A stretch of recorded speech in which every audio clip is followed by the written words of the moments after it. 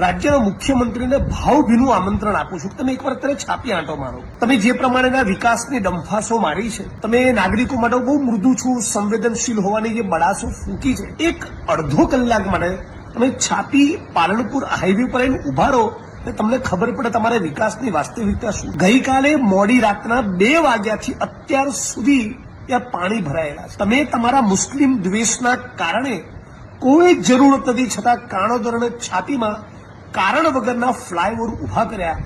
આ પણ એક મોટું કારણ છે. ત્યાં ભયંકર પાણી ભરાઈ રહ્યું છે. શરમ આવી જોઈએ તમારી રાજનીતિને.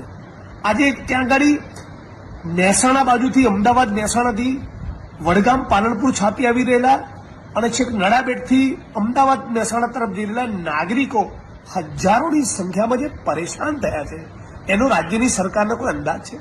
પરંતુ વિડીયોના માધ્યમથી સમગ્ર ગુજરાતની જનતાને અપીલ કરવા માંગુ છું કે તમે તમારા ફેસબુક પર, ટ્વિટર પર, સોશિયલ મીડિયામાં લખો. આખા ગુજરાતને ખબર પાડવી જોઈએ કે ગુજરાતના માર્ગ અને મકાન મંત્રી કોણ છે. ગુજરાતના મુખ્યમંત્રી ભૂપેન્દ્રભાઈ પટેલ એ પોતે ગુજરાતના માર્ગ અને મકાન મંત્રી છે.